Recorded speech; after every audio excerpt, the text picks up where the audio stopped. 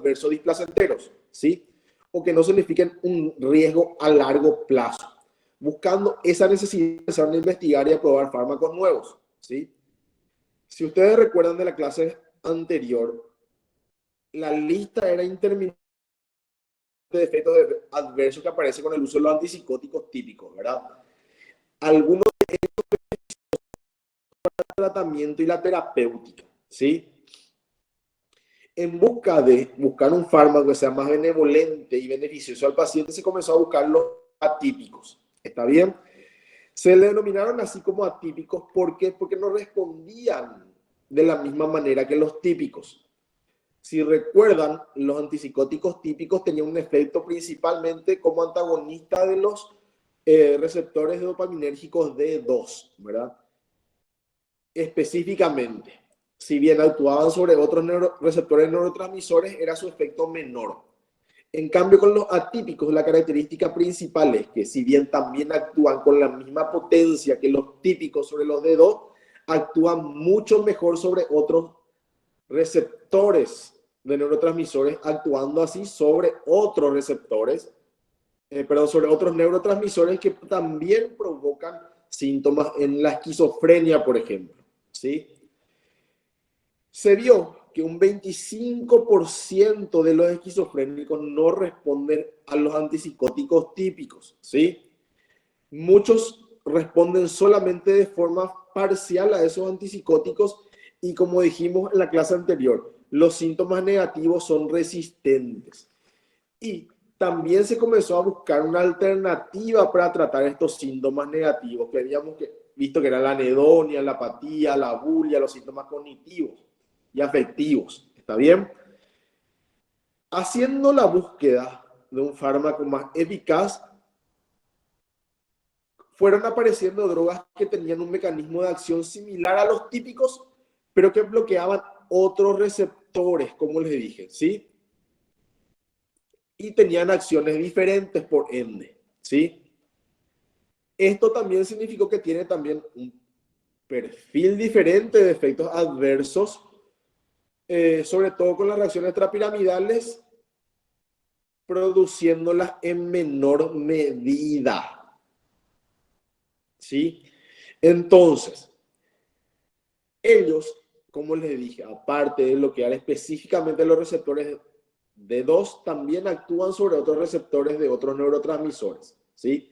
Dando así el efecto beneficioso sobre otros síntomas como los negativos, y con la ventaja de producir menos efectos adversos, representados principalmente por producir menos efectos extrapiramidales. ¿Se acuerdan cuáles eran, verdad? La rigidez, el parkinsonismo, los movimientos anormales. ¿Está bien? Por esto se le denominó antipsicóticos atípicos o de segunda generación, porque no seguían la conducta de los primeros antipsicóticos. Y por definición son entonces drogas que producen un efecto antipsicótico a dosis que no causan efectos extrapiramidales agudos o subagudos. ¿Está bien? Esa es la definición de atípico. No se comportan de la misma manera que los típicos, ¿sí? Tienen una mejor capacidad para proveer un efecto antipsicótico equivalente con una menor probabilidad de causar síntomas extrapiramidales, ¿sí?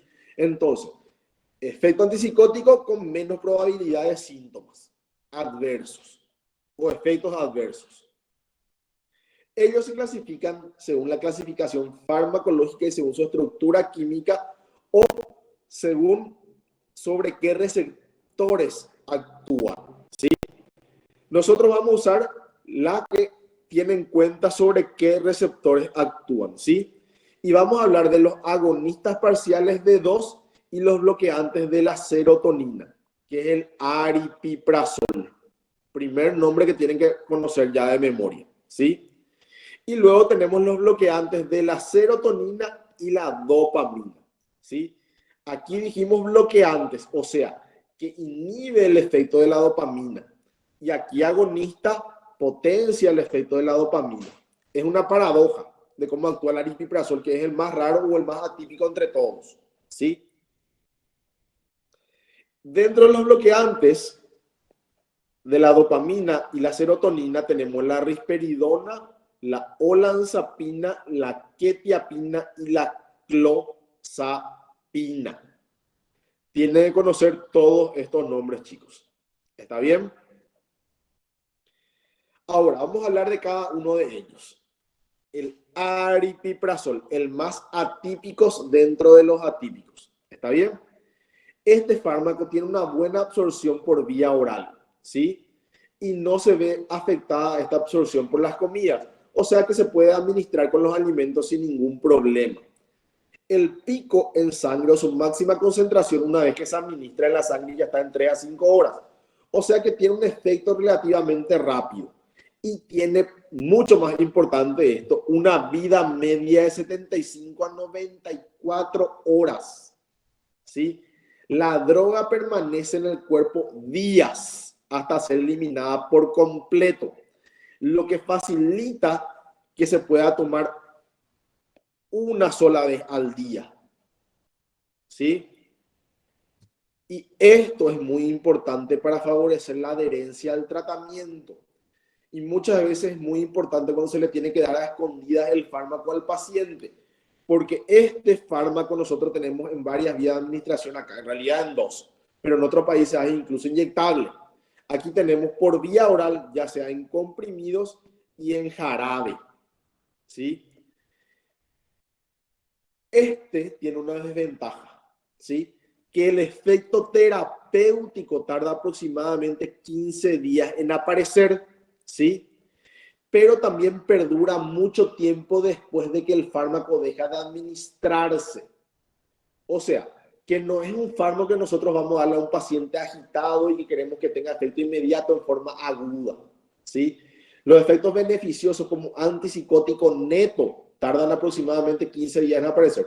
Obviamente, al momento de darle en unas horas o incluso en unos días ya van a comenzar a ver ciertos efectos, pero una recuperación evidente del paciente con mucha mejoría a partir de los 15 días.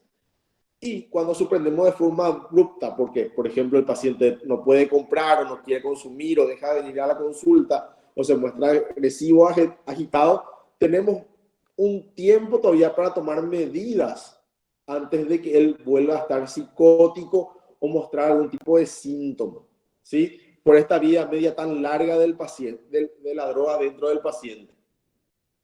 Ahora, la risperidona. Este nombre recuerden súper bien, chicos. Porque la mayoría de los pacientes psicóticos tal vez le llegue con este fármaco. ¿Sí? Aquí nosotros tenemos para administrar por vía oral únicamente, ya sea en comprimidos o en gotas. ¿Sí? En otros países tenemos para administrar por vía inyectable y en depósito, para poder inyectar una sola vez al mes, que se puede hacer ya sea intramuscular o en algunos casos intravenoso. ¿Sí? Su pico en sangre es mucho más rápido, 1 a 2 horas. Y su efecto, por ende, más rápido, ¿sí? También la toma no influye con los alimentos, por lo que se puede dar, por ejemplo, en el caso de las gotas, en agua o en jugos o en refrescos, ¿sí? Porque vienen sin sabor, justamente para dar, por ejemplo, a escondidas, ¿sí? Su vida media es mucho menor que en el caso de la lipiprazol y dura 20 a 24 horas, ¿sí? También es un fármaco que se puede administrar una sola vez al día, pero cuando necesitamos dosis más elevadas, lo mejor es distribuirlo en 2 a 3 tomas diarias, ¿sí? Y este es un fármaco que se elimina por la orina, lo que requiere una buena función renal o que los riñones estén en buenas condiciones y en buen funcionamiento. O lanzapina, chicos, ¿sí? Uno de los antipsicóticos más utilizados en Paraguay, aparte de la risperidona, ¿sí? También se absorbe muy bien por vía oral, se puede dar con los alimentos sin ningún problema. Su pico de sangre, 5 a 8 horas, ¿está bien? Y su vida media aproximadamente 31 horas, ¿sí? Aproximadamente un día y medio, ¿sí? Este fármaco se elimina también por la orina, pero tiene una ventaja por sobre los otros dos que mencionamos recién. Es un fármaco bastante sedativo, o sea que produce sueño y generalmente por eso se utiliza como hipnótico también. se da en una sola toma por la noche. Porque aparte de eso tiene muchos efectos adversos. La olanzapina da muchísima hambre, ¿sí? Entre los pacientes psicóticos conocidos, ellos le van a referir que el famoso vareolanzapina, ¿sí? Conoce su medicación y saben que da muchísima hambre. Entonces, este dato recuerden, chicos, ¿por qué?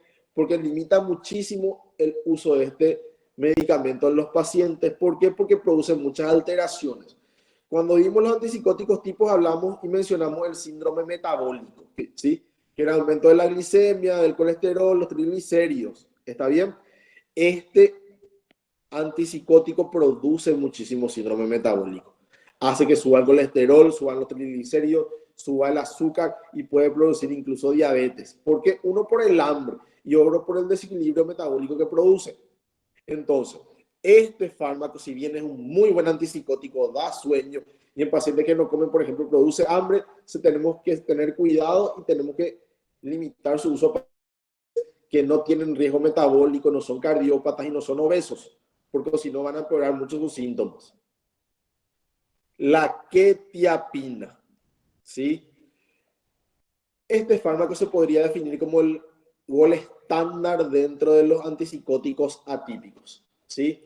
Se absorbe súper rápido por vía oral, su pico de sangre se ve a los 30-60 minutos, o sea que su efecto ya comienza a ser súper rápido, ¿sí?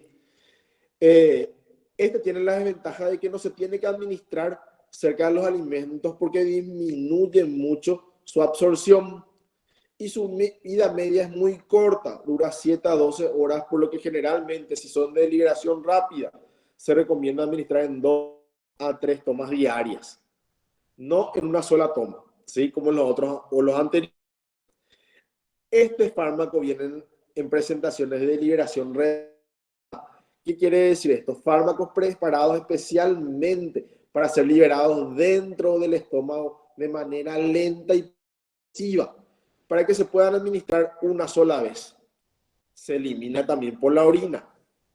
Este antipsicótico es muy bueno y su versatilidad es tan grande que no solamente se utiliza como antipsicótico, se usa primero como hipnótico. Segundo, se puede utilizar como antidepresivo. Tercero, se puede utilizar como estabilizante del estado de ánimo.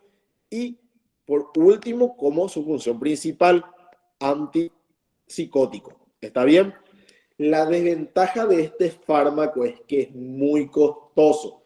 Y a medida que nosotros vamos utilizando como antipsicótico, tienen que ser dosis muy altas, de aproximadamente 600 a 800 miligramos por día. De ahí que se limita mucho su fármaco, su uso a esto como hipnótico principalmente. Dosis de 25, 50, 100, 150 son hipnóticos y lo único que hace es hacerle dormir al paciente o producirle calma. ¿Está bien? No funciona como antipsicótico, ¿sí? Y luego tenemos el último antipsicótico, que es el último recurso generalmente cuando ninguno de los otros anteriores funcionó e incluso no funcionaron los típicos. Se llama clozapina, ¿sí? Se administra por vía oral y se absorbe rápido, aproximadamente en 2 horas.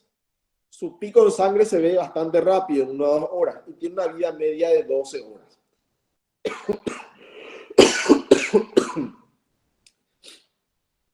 Con su vida media relativamente corta, se recomienda distribuir la toma en 1 o 2 dosis diarias. Ahora, estos fármacos tienen efectos adversos muy similares a los anteriores, como los típicos, ¿sí? Pero los muestran en menor medida, ¿sí? Los más conocidos, los más comunes, los más evidentes, como habíamos visto en la clase pasada, son los síntomas extrapiramidales o el extrapiramidalismo, ¿sí? Estos generan una menor carga de reacciones extrapiramidales, ¿sí? Pero los puede producir y son idénticos a como los vimos en los antipsicóticos típicos. solamente que el riesgo de producirlos varía, ¿sí?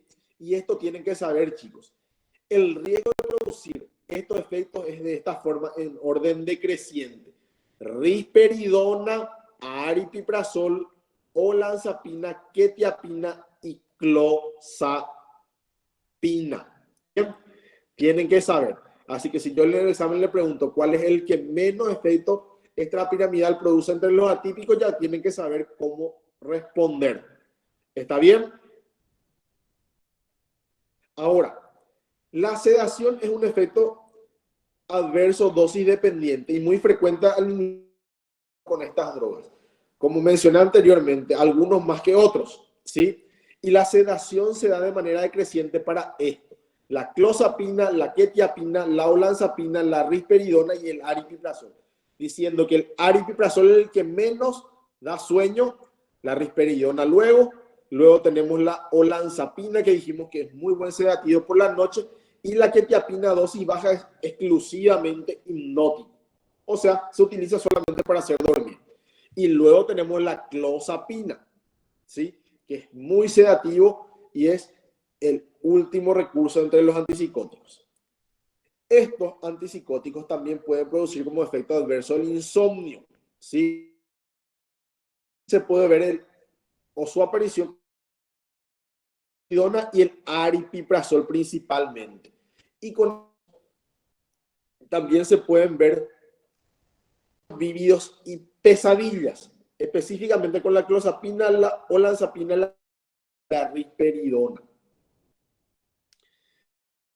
Antipsicótico, igual que los típicos, ellos tienen mucho el umbral de las que facilitan su aparición, ¿sí?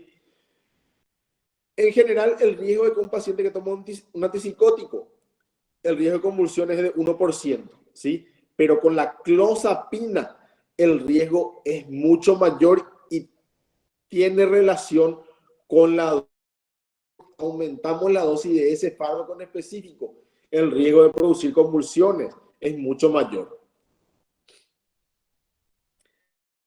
Ahora, estos antipsicóticos pueden producir el aumento de la temperatura corporal, principalmente con la clozapina, ¿sí?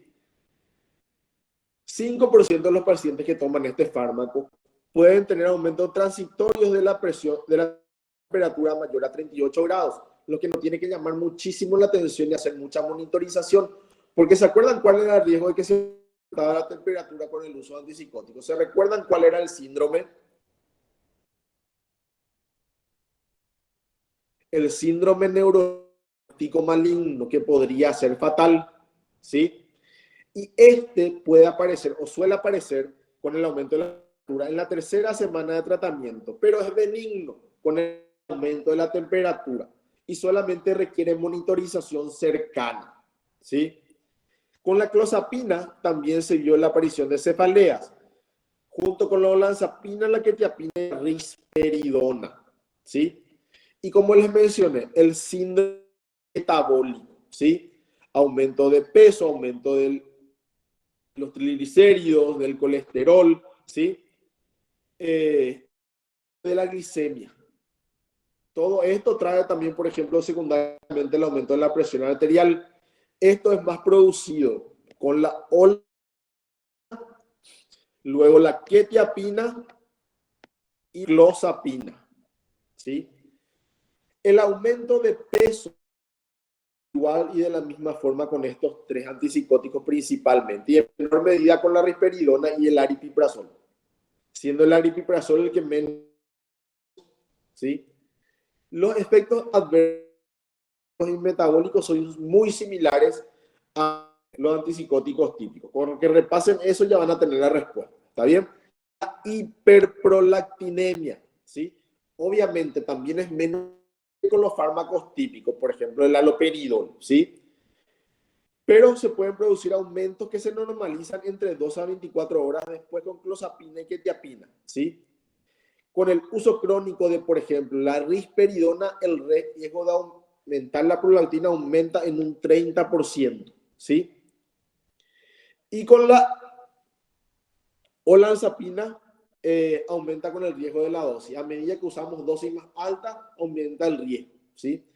Y la característica principal del aripiprazol es que no produce hiperprolactinemia, ¿sí? O sea que no actúa a nivel de la vía tuberoinfundibular de la dopamina, ¿sí? Como dije, alteraciones de la glicemia, no solamente dentro del síndrome metabólico con clozapina, olanzapina y quetiapina, ¿sí? Más bajo con la quetiapina que con los dos primeros, pero mayor que la risperidona, ¿sí? También pueden producir hipotiroidismo. Y esto sí se vio con el uso de la quetiapina, ¿sí? También producen síndrome de secreción inadecuada de la ADH, produciendo polidipsia. Y esto es muy común en los pacientes psicóticos con tratamiento crónico, ¿sí? Tienen mucha sed, toman litros y litros de agua, y acá en nuestro país principalmente en forma de tereré, ¿sí? Toman todo el tiempo y casi todo el día agua, lo que puede producir un descenso del sodio en la sangre y producir muchísimos efectos adversos por la hiponatremia. Los efectos adversos cardiovasculares en el corazón, ¿sí? La hipotensión ortostática, esto quiere decir hipotensión postural, ¿sí? Por ejemplo, al ponerse erguido o parado de golpe, puede producirla, ¿sí? El orden es decreciente con la clozapina, la quetiapina, la risperidona, el aripiprazol y la olanzapina. Y produce tolerancia. ¿Qué quiere decir esto? Que con el uso crónico y con el tiempo, este efecto adverso suele desaparecer, ¿sí? La hipertensión arterial, ¿sí? Esto se puede ver con la clozapina y puede llegar a necesitar tratamiento antihipertensivo, pero secundariamente la hipertensión arterial se ve, por ejemplo, con el aumento de los triglicéridos, el síndrome metabólico, la hiperglicemia, ¿sí? Así que también es un efecto adverso bastante frecuente. Estos pueden producir alteraciones cardíacas, ¿sí? Arritmias y alteraciones en el electrocardiograma, ¿sí? La clozapina, la olanzapina y la quetiapina con la risperidona pueden producir taquicardia, ¿sí? Y alteraciones en el latido o la forma de latido cardíaco, ¿sí? Y también otras afecciones que afectan netamente al corazón, al músculo cardíaco, por ejemplo, miocarditis, miocardiopatía, ¿sí? Insuficiencia de las válvulas, infartos, insuficiencia cardíaca. Esto generalmente se ve con el uso crónico.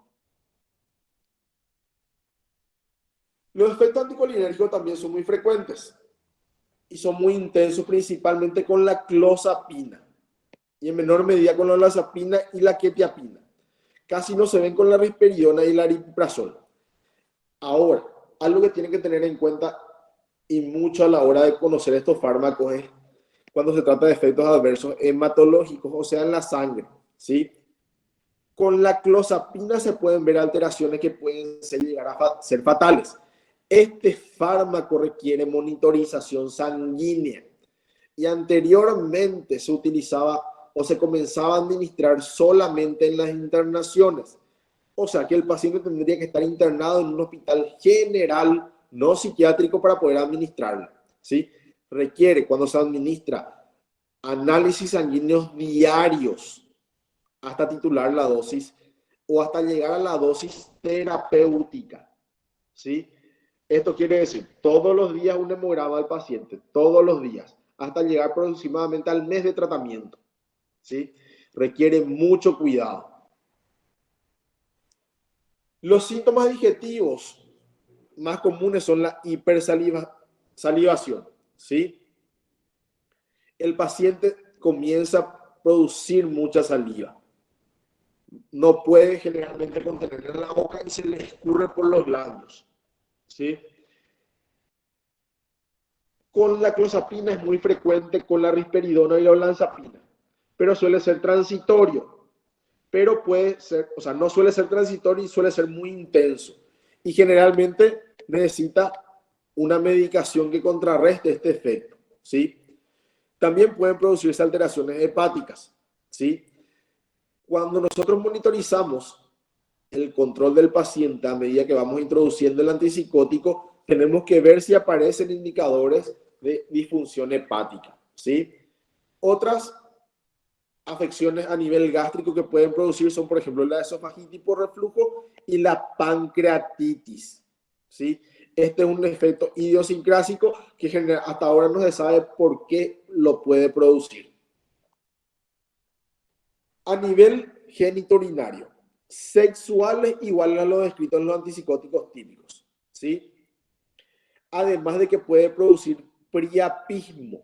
¿Qué quiere decir esto, chicos? El priapismo es la erección permanente que generalmente no cede con el tiempo, ¿sí? Y es independiente de la excitación, ¿sí? El paciente tiene erecciones sin estar excitado y esta erección no baja.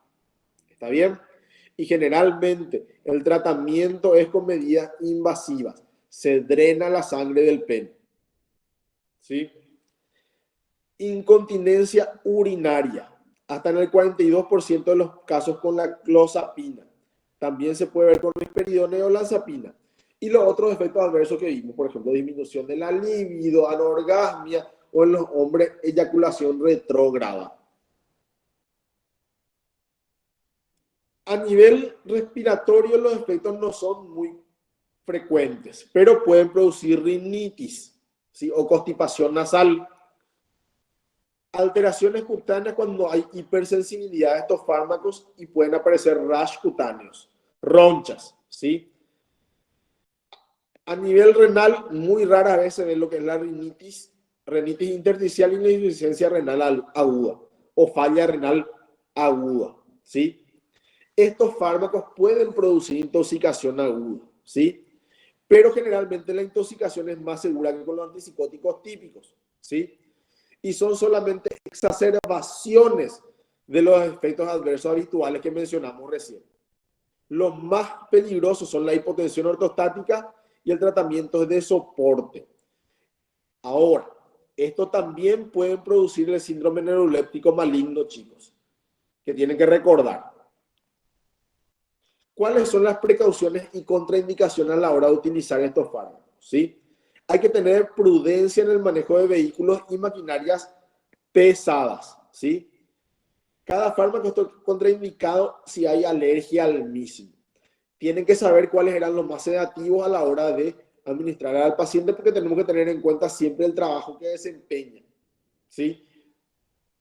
A una persona que trabaja, por ejemplo, de día o tiene que tener en cuenta mucha concentración a la hora de hacer su trabajo o prestar mucha atención, no le vamos a dar un antipsicótico que tenga características sedativas, ¿sí? Con los ancianos tenemos que ser prudentes siempre y siempre. Es la premisa de administrar la mitad de la dosis que en un adulto normal, ¿sí? Cuando administramos olanzapina tenemos que tener en cuenta los pacientes hepáticos, pacientes obesos, ¿sí? Pacientes hipertensos o cardiópatas.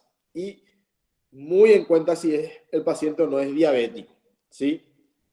La clozapina tiene una contraindicación absoluta y es el que el paciente tenga problemas hematológicos, ¿sí? Y en general, todos los antipsicóticos hay que tener en cuenta con mucha precaución para los pacientes que tengan problemas cardíacos. ¿Qué pasa cuando retiramos de forma brusca los antipsicóticos? Aparece el síndrome de discontinuación, chicos. Es de diferentes formas. Ya que mencionamos algunas cosas como la vida media, ¿cuál les parece que va a ser el que tenga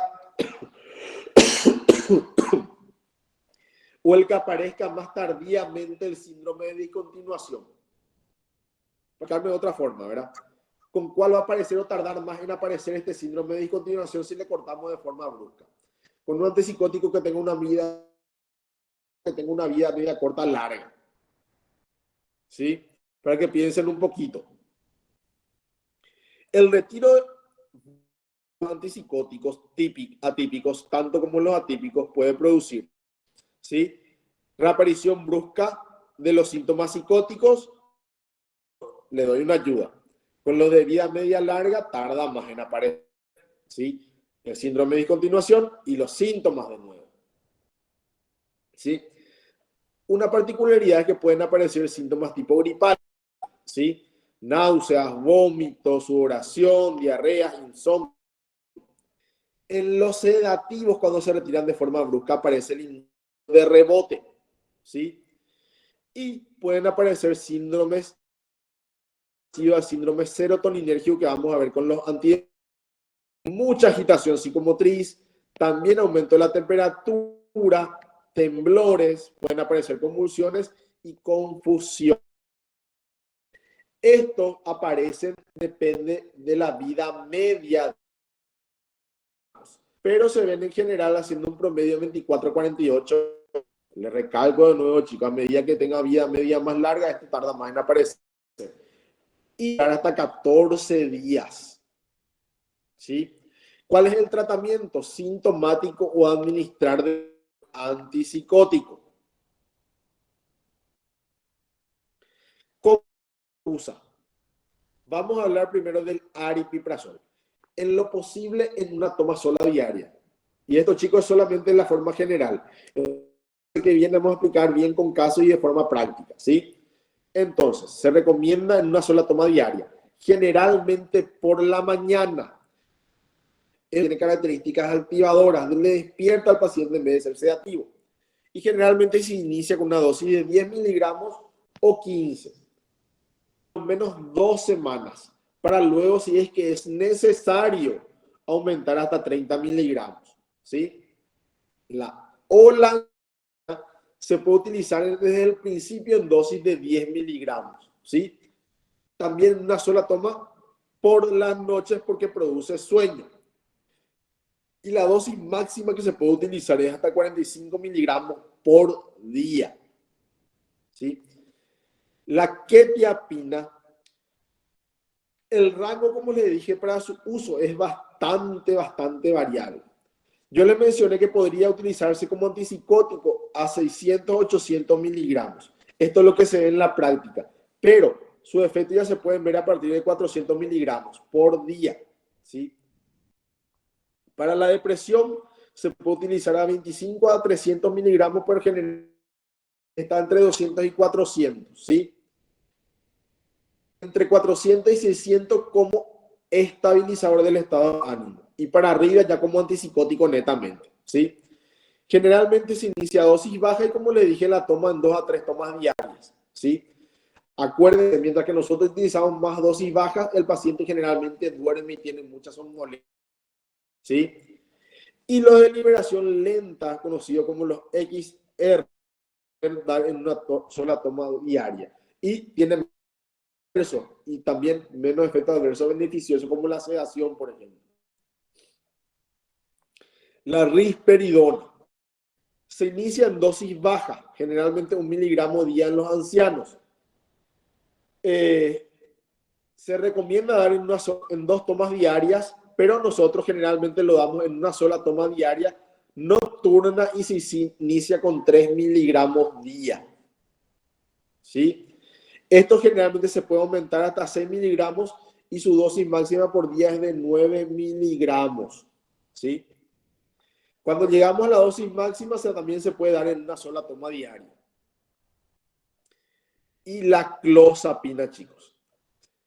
La clozapina se recomienda dar en dosis de 12,5 miligramos 1 o 2 veces al día. Al segundo día ya se puede administrar 25 miligramos, ya sea 1 o 2 veces al día, ¿sí? Si no aparecen efectos adversos indeseados o intensos, se puede ir aumentando diariamente en 25 o 50 miligramos hasta llegar, recuerden bien, chicos, esto, en 2 a 3 semanas hasta 300 miligramos día, ¿sí? Todo ese tiempo el paciente tiene que estar sometido a los análisis del laboratorio, hemogramas todos los días. ¿Está bien? Luego se puede incrementar la dosis a 50 a 100 miligramos por semana o 2 veces por semana hasta llegar a dosis de 400 miligramos día, que es la de antipsicótico, ¿sí? Que se puede dar en 1 o 2 tomas, ¿sí? Y para su retirada se tiene que planificar con mucha antelación la suspensión. Todo este tiempo, chicos, con mucha monitorización del paciente en la parte hematológica, ¿sí? Porque los efectos adversos pueden ser fatales y el más frecuente es la agranulocitosis, un defecto sanguíneo. Entonces, chicos, así terminamos la clase de hoy. Esta clase fue bastante rápida, pero es muy parecido a lo que vimos con los antipsicóticos típicos, ¿sí? Ahora, en la clase que viene vamos a hacer la parte práctica. Vamos a hacer un comparativo de cada antipsicótico, ya sean los típicos y los atípicos, y vamos a dar sus usos y en qué patologías y cómo se usan qué patologías a la hora de la elección.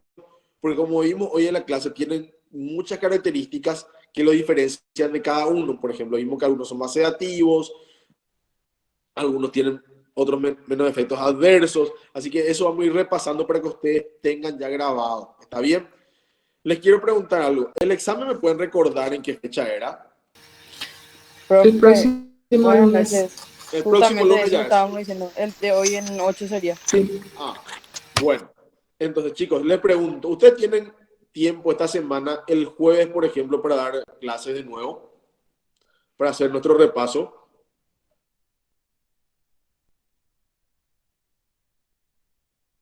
Profe, creo que Profe, el jueves tenemos clase, o sea, las dos materias tenemos clase, pero podemos seguro ver en algún momento de la O en semana. otro día, si no es el jueves, puede ser el miércoles a partir de las 8 o mañana incluso también.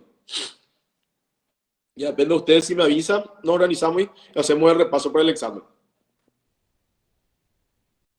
profe, yo en el transcurso del día de mañana no te puedo confirmar Sí, sin para problema. organizarnos, Así que para incluso, por ejemplo, hacer... mañana a partir de las 19:30, 19:30 podemos hacer, por ejemplo, el miércoles a partir de las 20, durante todo el día incluso, por la tarde, y el viernes también a partir de las 19:30, 20 horas más o menos. Ya depende de ustedes. Ok, profe. Profe, una consulta. Unos compañeros también me consultaron, Sí. a la redundancia, sobre el tema de los grupos para los trabajos prácticos. Bueno, eso vamos a ver el lunes después del examen. ¿Está bien? Ok, profe, no hay ningún problema. ¿Está bien? Sí. El lunes en realidad no nos vamos a conectar porque van a estar rindiendo, ¿verdad? Pero o en el transcurso de esta semana, si hacemos repaso, vamos a tocar un poquito el tema del Sí, trabajo profe, no hay práctico. problema. Genial. Entonces, me avisa, Carmen, y nos coordinamos y hacemos repaso. Sí, profe. Genial. Gracias. Bueno, hasta luego, chicos. Profe, Buenas Sí, noches, profe. y no sé si entendí mal la pregunta, ¿era al final o teníamos que hacer ahí? ¿cómo? Las preguntas era al final o teníamos que hacer, a preguntarte nomás. Ah, me podían preguntar en realidad, pero si tienen preguntas, vamos a responder ahora. Sí, yo tengo algunas. Disculpame, no, profe, yo Sí, pensé que era para el final. sí, Andrés. Bueno, tenemos nueva paciencia porque tengo 5 por ahí. Profe, en caso de una crisis, o te está dando una crisis, antes de irte, si vivís tipo de algún hospital, Sí, el antipsicótico que más se podía utilizar, según entendí, es la olanzapina, ¿verdad? Ya que es rápido el efecto. sí, y aparte sedativo, si el paciente está agitado dentro de los típicos, es el que más le puedes dar, ¿sí? Genial. Profe, ¿y la quetiapina también da hambre? La quetiapina da también hambre, pero es menor que la olanzapina y la clozapina. Entiendo, profe. Otra consulta. En el caso de que hablaste de los antipsicóticos atípicos que dan salivación, hipersalivación creo que era, Sí, el hiperideno podía ayudar a la no salivación en ese caso, ¿verdad? justamente el hiperideno es el para el tratamiento de la hipersalivación y los síntomas extrapiramidales, que también aparecen en los típicos. Es el mismo tratamiento, el Entiendo, tonoide. profe. que es un El anticolinérgico. el aripiprazol, profe, Sí, en mi caso a mí me dan a la noche y vos dijiste que es un poco más activador. ¿Cómo sería eso? sí, en realidad no produce somnolencia. Ah, Es entiendo. un fármaco que te ayuda a mantenerte más despierto en realidad. Así que podría producirte Ah, mucho insomnio, dificultad para dormir por la noche. entiendo. Un Cositas efecto más que puede nomás. aparecer, mira, independientemente del tiempo que estés tomando, en algún momento te podría producir insomnio. Ah, ya, profe. Y dos consultitas más cortas. ¿La Sí, esofagitis qué es, profe? es la irritación o la inflamación del esófago. Ah, ¿cómo quetiapina, profe? ¿Cómo es esa quetiapina que es con liberación lenta? ¿Cómo yo identifico eso? Eh, Se tiene que indicar de esa forma. Realmente Ah, viene como preparado XR, en la farmacia se pide de esa forma. entiendo. ¿Sí? Muchísimas ¿Qué gracias, marca de profe. quetiapina usas, Andrés? Yo uso ketipina, que es la Argentina. Ketipina. Ketipina creo que no trae la forma XR, pero por ejemplo en la de Abbott o la de Fapasa vas a conseguir las XR. Y eso se toma una sola toma diaria, dependiendo de para qué tomes. ¿Sí? Yo tomo ¿cómo se dice? Más hipnótico, porque Para, o sea, que utilizas tomo, dosis bajas. sí, dosis ¿Sí? bajas. Entonces no te va a ser necesaria tomar por ejemplo, una presión de liberación prolongada. ¿Sí? Eso está Ah, más pensado y viene generalmente para la quetiapina de 300 miligramos, 400 miligramos o 200 miligramos, por ejemplo. entiendo, profe. Muchísimas ¿Sí? gracias. De nada. Profe, yo tengo una ¿Alguna? consulta también. Sí, Ángela. Por todo el seguimiento y el acompañamiento que necesita el paciente, entiendo que todo eso se le explica a un familiar, ¿verdad? Sí, O a un paciente. Es indispensable que en la toma de medicamentos el paciente esté acompañado, ¿verdad? es necesario en realidad, Ángela, pero mucho en la práctica no se ve esto. ¿Sí? La gran mayoría de los pacientes sector público ustedes van a ver en su consulta, así que trabajan ahí, se van a ir solos, ¿sí? Y lo ideal es hacer antes de darle el remedio y otro después de una semana de darle el remedio, pero generalmente no se hace, ¿sí? ¿Por qué? Porque el paciente no tiene medios o no tiene disponibilidad y los de consulta, como le dije, en el sector público no se hace. En el privado sí yo le puedo pedir a mi paciente que se haga su rutina laboratorial antes de hacerle la medicación o por lo menos ver si ya tiene uno reciente inicial y a las 2 a 3 semanas o al mes pedirle su perfil tiro, su perfil renal, su perfil hepático, su glicemia, todo antes de continuar o continuando el tratamiento. Pero la práctica generalmente no es así. Profe, ¿qué ¿Sí? si viví solo? Es un riesgo, te veo. ¿Quién es el que está hablando? Andrés. Andrés, mira, es complicado, Andrés, ¿verdad? Si es un paciente psicótico, en un episodio psicótico, no se le tendría que dar la medicación para que él se administre, ¿sí? Si es un paciente pensado, sin síntomas psicóticos, estable, sin síntomas residuales y sin mucho deterioro cognitivo, sí, él se podría administrar su medicación, pero en un episodio psicótico no, ¿sí? Ah, Si el paciente porque no tiene familiares, se le interna. sí, en el neuro al menos yo fui muchas veces a consultar, profe, y en esos casos, como vos mencionás, al principio capaz te internan, estás con tus familiares, pero una vez que vos ya te vas recuperando, creo que ya no es que no sea tan necesario, por fuerza mayor, ¿verdad? Tipo ya puede darse de que tipo viva solo y te administres vos. Claro, en realidad es justamente buscar la funcionalidad y recuperación. Acuérdense, chicos, mira, Andrés, no te limites solamente al diagnóstico de la esquizofrenia para el tratamiento del uso de los antipsicóticos, ¿sí? Los antipsicóticos se pueden utilizar en un montón de trastornos psiquiátricos. Dentro de eso está el trastorno psicótico breve o el trastorno esquizofreniforme, en donde el tratamiento no es de por vida, por ejemplo, y se usan por 6 a 8 meses como máximo, sin llegar incluso al año, en donde el paciente, una vez recuperado del episodio psicótico, es totalmente funcional y vuelve totalmente a la normalidad. En el caso de la esquizofrenia no es así. El paciente desde su primer episodio, él ya no recupera toda la funcionalidad que tenía anteriormente y queda con cierto deterioro, principalmente cognitivo y funcional.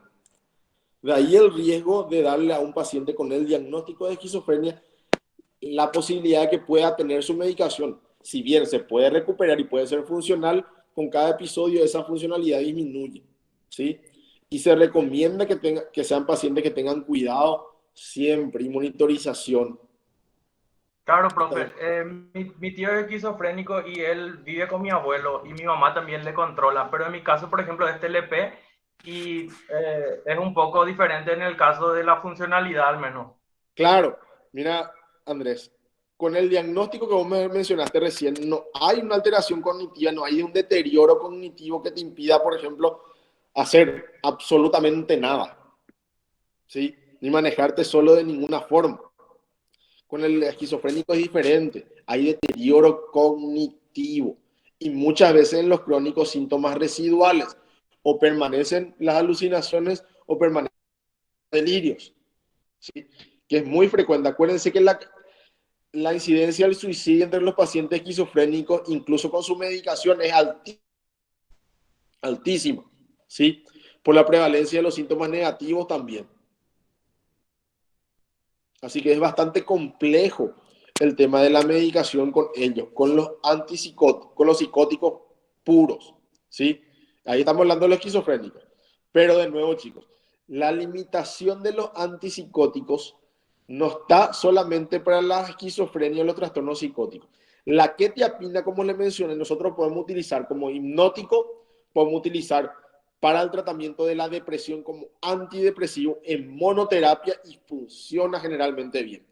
Podemos utilizar como monoterapia en vez del litio, el ácido valproico, la carbamazepina, como el tratamiento del trastorno bipolar solito y funciona bastante bien, ¿sí? Solamente que su costo es altísimo. Estamos hablando de por lo menos 1 millón a 1,5 millones que tiene que gastar el paciente en su tratamiento por mes si utiliza quetiapina, ¿sí? El aripiprazol se utiliza en los niños para tratar la depresión y los trastornos del estado del ánimo. Se utiliza en los niños para tratar la impulsividad, ¿sí? Y muchas veces en los adultos también, ¿sí? El aripiprazol se utiliza en el TDAH, ¿sí? El trastorno por déficit de atención e hiperactividad en los niños, ¿sí? Se usa en el síndrome de la Tourette, ¿sí? O sea, que el uso de los antipsicóticos es bastante variado. Cuando estamos hablando, y le mencioné solamente los atípicos, ¿sí? Los típicos es más restringido, porque no tiene esa versatilidad sobre los otros receptores de los otros neurotransmisores para tener efectos beneficiosos y terapéuticos, ¿sí? Profe, el bupropión es un antipsicótico, ¿verdad? Perdón, Andrés, no te escuché. Perdón. El bupropión no es un antipsicótico. No, es un antidepresivo. Ok. Profe, una consulta. Como ¿Sí? estabas mencionando que también se administra en niños, ¿eso cuál es, profe, por decir la detonante para poder administrar en niños? ¿Cuál es a partir de qué edad? Bueno, chicos, a partir de qué edad varía mucho el que es antipsicótico, ¿sí? La risperidona y el aripiprazol están indicados en chicos menores, incluso en menores hasta incluso desde los 5 años se puede administrar, ¿sí? Para los trastornos psicóticos, ¿sí? Con la quetiapina, la clozapina está totalmente contraindicada a los niños, ¿sí? El haloperidol se puede utilizar en casos extremos, como vimos en la clase pasada cuando hablamos de los típicos. En casos donde no tengamos otra opción terapéutica, ¿sí? Pero sí, el aripiprazol está indicado y es el más indicado para el tratamiento de la psicosis en los niños. Y no solamente la psicosis, sino otros trastornos, ¿sí? Por eso, por ejemplo, tenemos la presentación en Paraguay que viene en jarabe y con un sabor súper rico, creo que es a banana, ¿sí? Así que, si el tratamiento con antipsicóticos se va a hacer en niños, de preferencia el aripiprazol. Si no tenemos la opción del aripiprazol, utilizamos la risperidona. En todo caso, la quetiapina y por último la olanzapina, ¿sí? Pero de nuevo, si la pregunta va desde qué edad, generalmente desde los 5 años se puede utilizar.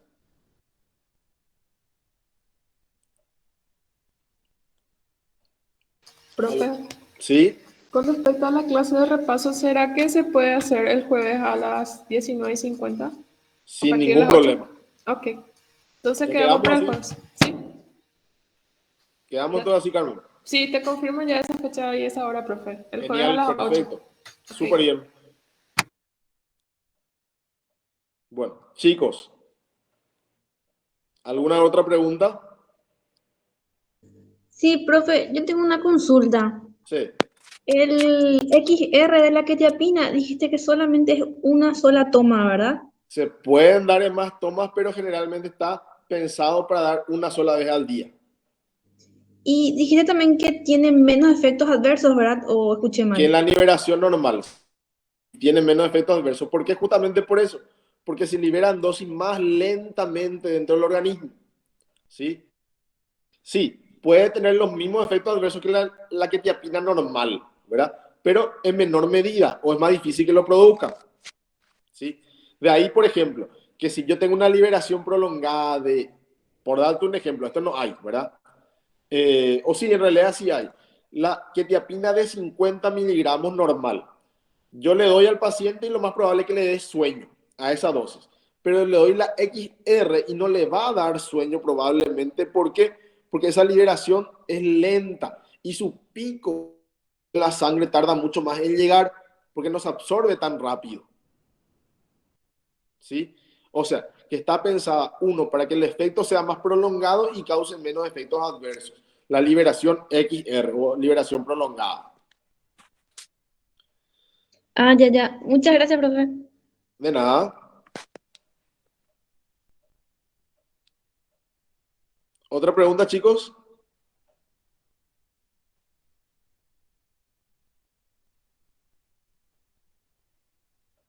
De mi parte, nada, profe. Bueno, entonces nos vamos a ver el jueves. Repasen, chicos, por favor, lo que vimos hasta ahora porque va a ser muy entretenida la clase del jueves. Gracias, profe. Buenas noches. ¿Está bien? Gracias, profe, nos vemos. Gracias, Que pasen bien. profe. Hasta luego. Buenas noches, profe. Chau, chau. Chao, chao.